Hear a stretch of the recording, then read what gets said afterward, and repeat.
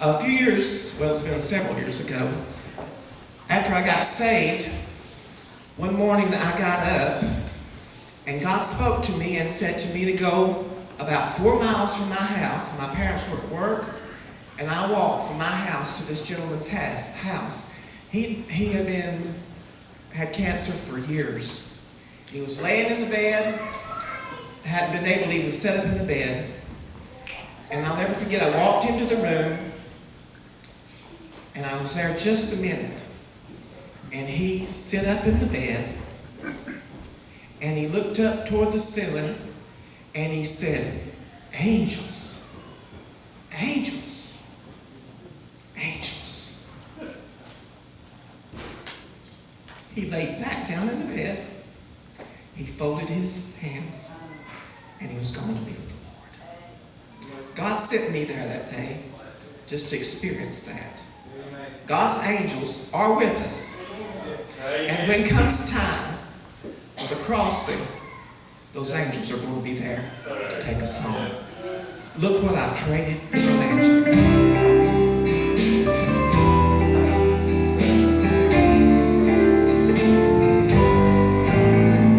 I once heard a story of a sainted old mother who had lived out her life here on earth.